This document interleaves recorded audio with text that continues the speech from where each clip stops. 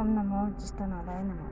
எல்லாருக்கும் வணக்கம். இன்றைக்கி நம்ம வீடியோவில் என்ன பார்க்க போகிறோம்னா கற்பூரம் கட்டு சரிங்களா.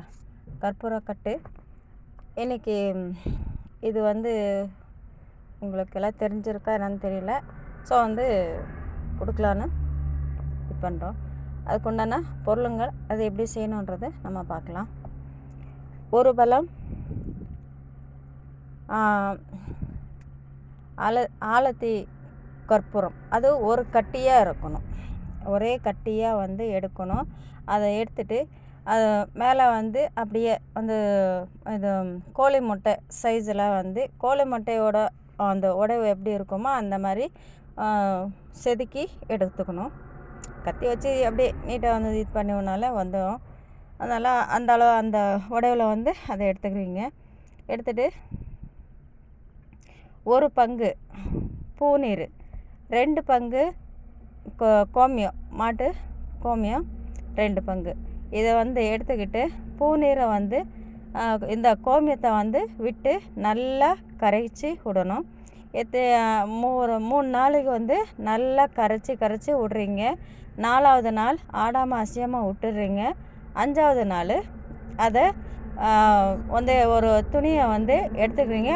அந்த துணியை 8 மடிப்பை மடித்து போட்டு அந்த மேலே இருக்க தண்ணியை அப்படியே எடுத்து உடைய கட்டி எடுத்துக்கிறீங்க.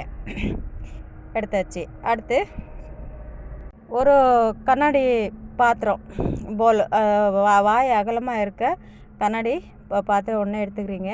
அதில் நெய் விளக்கு அல்லது இந்த மண்ணெண்ணெய் விளக்கு, மண்ணெண்ணெய் இல்லைனாலும் டீசலில் உப்பு, ஒரு கல் உப்பு போட்டு ஒரு பாட்டிலில் திரி போட்டு அதில் வச்சு எரிக்கலாம். உப்பு நல்லாவே கட்டும்.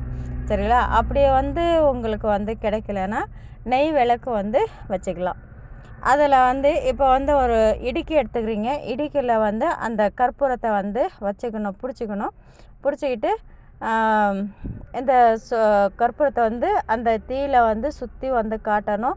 அதுக்கப்புறம் அந்த ஜெய்நீரில் முக்கி திரும்பி அந்த விளக்குலையே திரும்பி காட்டணும். திரும்பி அதை எடுத்து ஜெய்நீரில் முக்குறீங்க. திரும்பி நீங்கள் விளக்கில் காட்டுறீங்க. இதே மாதிரி ஒரு 20 தடவை பண்ணுங்க. பண்ணிவிட்டு அது 1 கிராம் அளவுக்கு இருக்கா அப்படின்றது அந்த கணக்கு பண்ணிக்கோங்க. பார்த்துட்டு 1 கிராம் இருந்துச்சுன்னா அதே 1 கிராம் அப்படியே இருக்கணும். சரியா. அது என்ன பண்ணிங்கன்னா அது 1 கிராம் இருக்குது, உங்களுக்கு கன்ஃபார்ம் ஆகிடுச்சு, கரெக்டாக 1 கிராம் இருக்கணும்.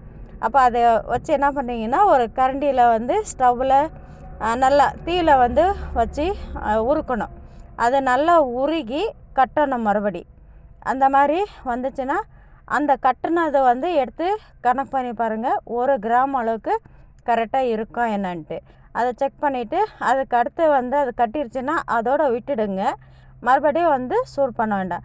சப்போஸ் உங்களுக்கு அதை கட்டலை அப்படியே இருக்குது அப்படின்னா அதே மாதிரி இன்னொரு 10 தடவை சேர்த்து இன்னொரு வாட்டி உருக்கிவுங்க. உருக்கி ஏறுங்க.